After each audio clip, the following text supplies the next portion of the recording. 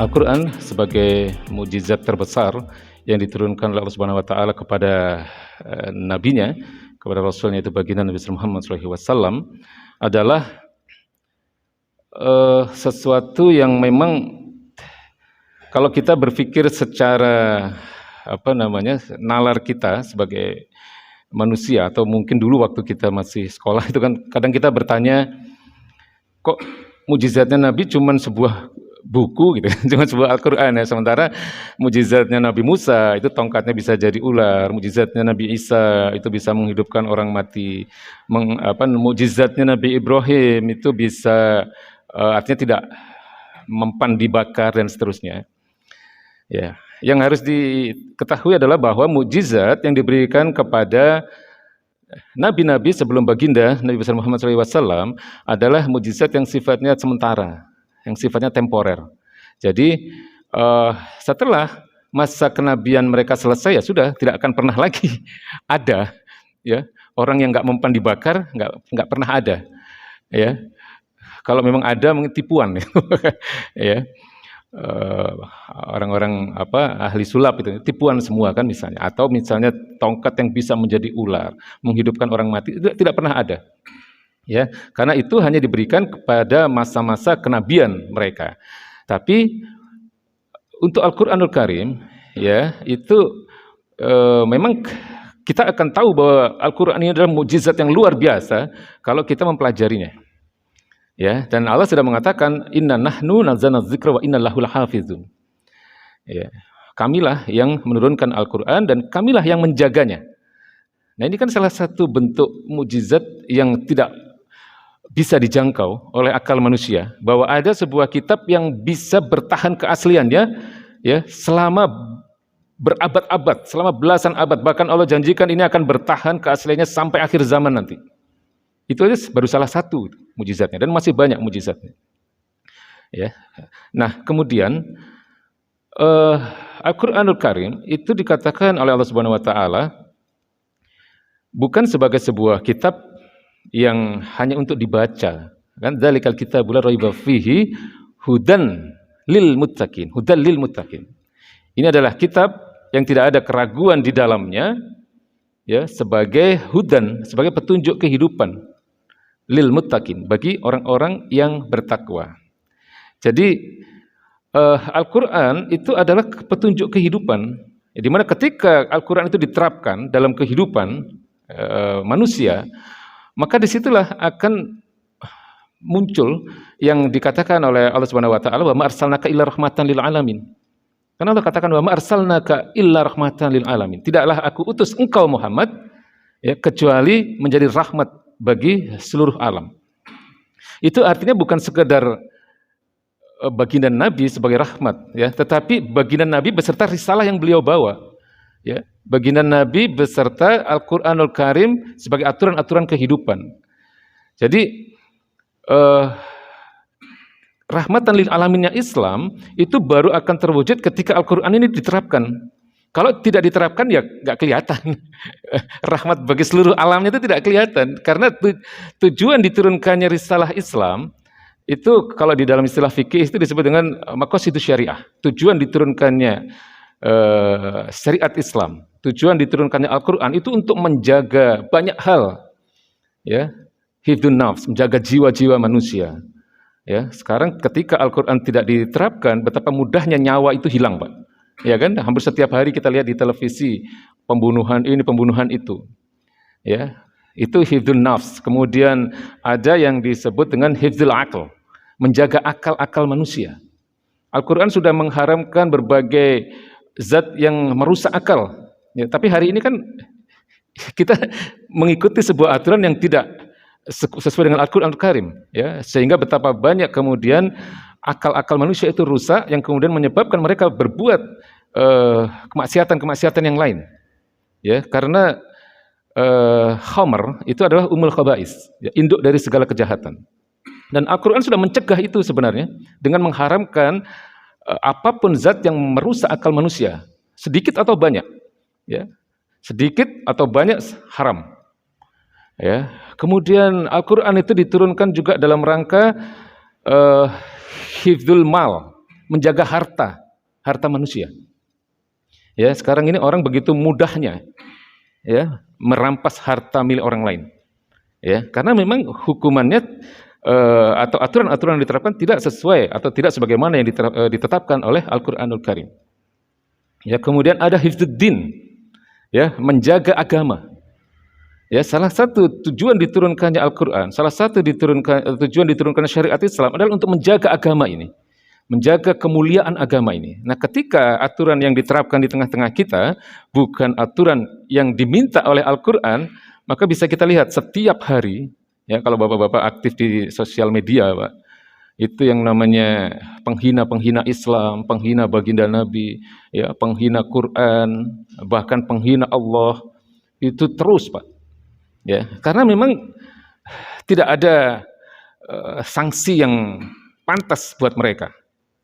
Ya, tapi Allah Subhanahu wa taala dalam Al-Qur'anul Karim itu memang memerintahkan kepada kita untuk menjaga kehormatan agama ini, ya. Tapi itu tidak bisa ketika aturan yang diterapkan kepada kita bukan aturan-aturan yang diminta oleh Allah Subhanahu wa taala.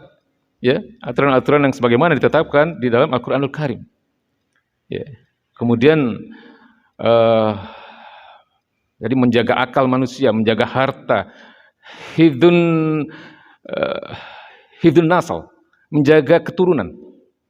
Ya, salah satu tujuan diturunkannya Al-Qur'an, ya, salah satu tujuan diturunkannya syariat Islam adalah menjaga keturunan, supaya keturunan manusia itu benar-benar terpelihara dan terjaga. Ya. Wujudnya adalah dengan memberikan hukuman yang berat kepada orang-orang yang melakukan perzinahan, misalnya. Ya. Jadi ketika itu tidak diterapkan dalam kehidupan manusia, maka kita bisa melihat betapa banyak setiap hari, ya, bayi-bayi yang lahir tanpa kejelasan siapa orang tuanya, kan gitu. Ya. Jadi itu. Maka di dalam Islam itu memang harus diterapkan secara utuh, ya, untuk bisa merasakan rahmatnya, ya, sebagaimana yang menjadi firman Allah Subhanahu wa taala, "Wa ma arsalnaka illa rahmatan lil alamin." Ya. Dalil tentang hal ini ya banyak sekali, ya, yang sering saya bacakan juga di majelis ini. Ya, mungkin ayat yang paling populer ya ketika Allah Subhanahu wa taala berfirman, "Ya ayyuhalladzina amanu udkhulu fis silmi kafah." Ya, wala tattabi'u khutuwatis syaitan innahu lakum aduwwum mubin. Wahai orang-orang yang beriman, masuklah kalian ke dalam Islam itu secara kafah. Ya, kafah itu dalam bahasa Jawa menjadi kabeh, Pak. Jadi kabeh itu dari bahasa Arab itu. Ya, dari kafah. Jadi orang-orang ulama-ulama Jawa zaman beberapa generasi terdahulu mungkin ketika sudah di usia yang uzur mungkin untuk mengucapkan kata kafah itu agak sulit jadi kabeh. Ya, jadi itu yang mungkin kita nggak tahu. Jadi banyak sekali bahasa Jawa, bahasa Indonesia yang menyerap dari bahasa Arab. Jadi orang guru-guru ngaji kita itu kan dulu mengatakan nek mlebu Islam kuwi kudu sak kabeh. Ya, kalau masuk Islam itu harus seluruhnya, nggak boleh pilih-pilih ayat, nggak boleh pilih-pilih ajaran, ya. Jadi itu salah satu dalil tentang bahwa Islam itu harus diterapkan secara utuh, baru kemudian akan terasa rahmatnya. Ya. Nabi mengatakan juga, Innallaha yarfa'u bihadzal kitabi aqwaman. Sesungguhnya Allah itu akan meninggikan derajat suatu kaum dengan kitab ini, dengan Quran maksudnya. Dengan ketika mereka menjadikan Quran sebagai aturan kehidupan mereka. Wa yad'u bihi akharin. Dan Allah akan menjatuhkan derajat kaum yang lain ketika mereka tidak berpegang kepada Al-Quran. Ya. Jadi ayatnya kan tadi bunyinya begitu ya. Ya ayyuhalladzina amanu udkhulu fis silmi kafah wa la tattabi'u khutuwatis syaiton. Jangan engkau ikuti langkah-langkah setan. Ya, jadi kalau ada orang yang hari ini mengatakan bahwa syariat Islam itu tidak wajib, itu saya harus katakan itu setan itu Pak. itu setan. Jadi harus kita katakan begitu karena orang yang mengajak kita kepada ketidaktaatan kepada Allah itu pasti setan yang sedang berada dalam dirinya gitu kan. Ya. Syariat Islam itu wajib hukumnya untuk diterapkan. Ayatnya ratusan, bahkan mungkin kalau mau dicari ya bisa lebih dari itu gitu ya. Perkara hari ini itu diterapkan atau tidak itu urusan yang lain. Ya, tapi mengimani wajibnya syariat Islam itu wajib hukumnya. Ketika kita menolak atau ketika kita tidak mengimani wajibnya menerapkan syariat Islam, itu hati-hati Pak. Itu bisa mengeluarkan orang dari Islam itu. Karena berapa ratus ayat yang dia ingkari kalau dia mengatakan bahwa syariat Islam itu tidak wajib. Sementara Allah katakan banyak sekali ayat. Ini kan baru satu aja, Al-Baqarah 208. Saya sering mengutip ayat-ayat yang lain kan tentang wajibnya menerapkan syariat Islam. Itu harus menjadi keimanan kita, harus kita yakini.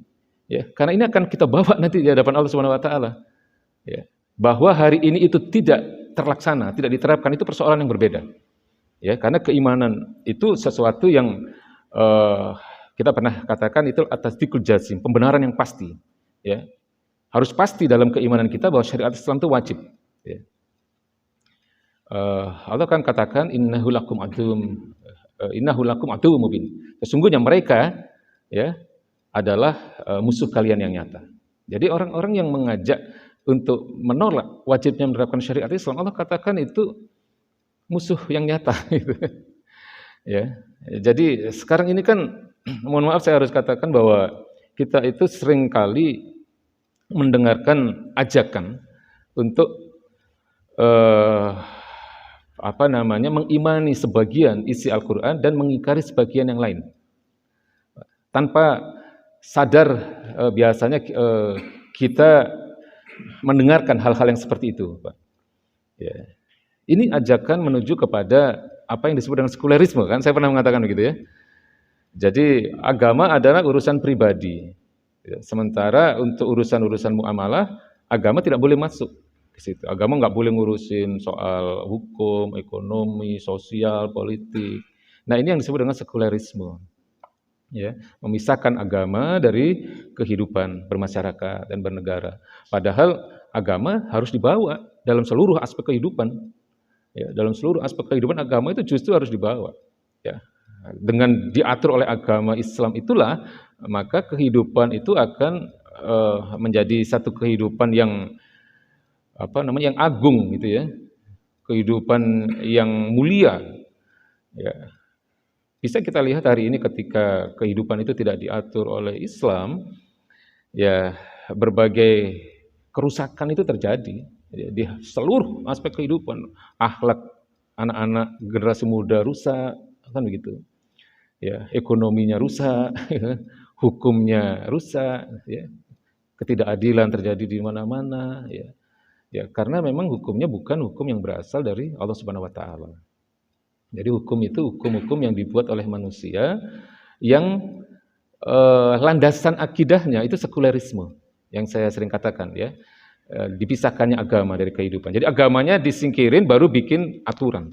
Itu sekulerisme. Ya, jadi mungkin suatu hari kita bisa bicara tentang sejarah lahirnya sekulerisme itu seperti apa.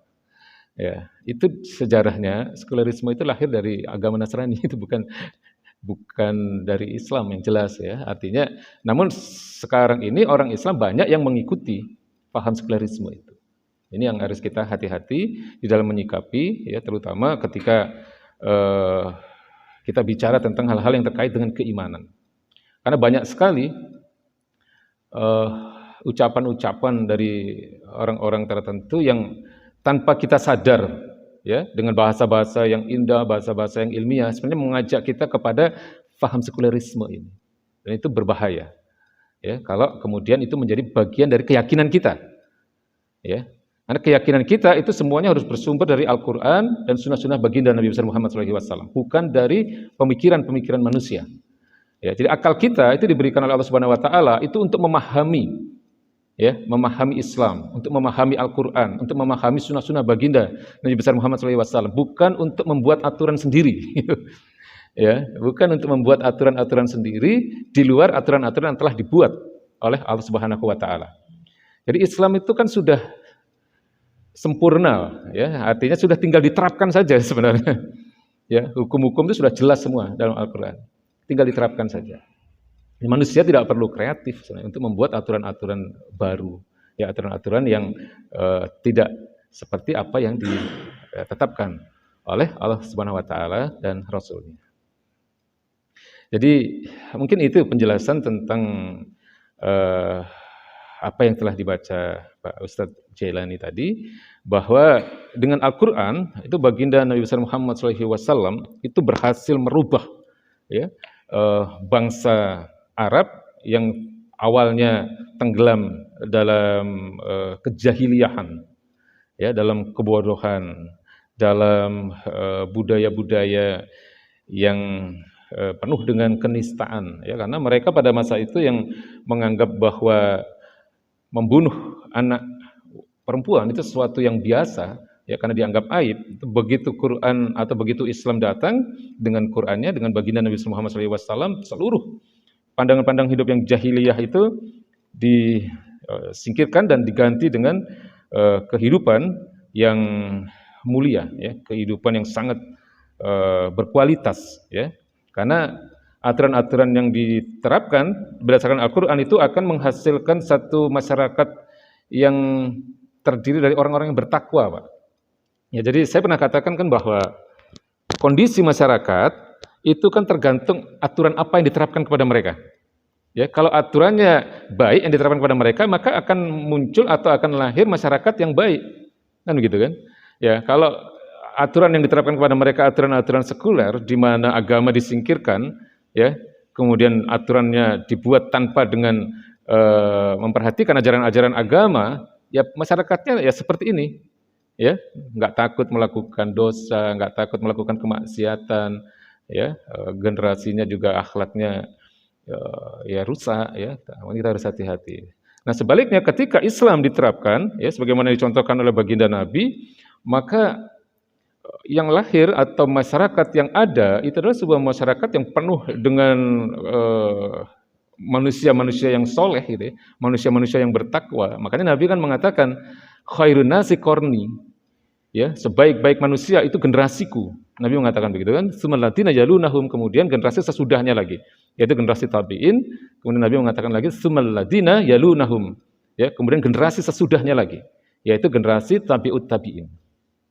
Mengapa mereka menjadi masyarakat yang dikatakan oleh baginda Nabi sebagai manusia-manusia terbaik? Karena kepada mereka diterapkan hukum-hukum Quran. Karena kepada mereka diterapkan hukum-hukum syariat Islam. Ya, itu yang dicontohkan oleh baginda Nabi besar Muhammad SAW.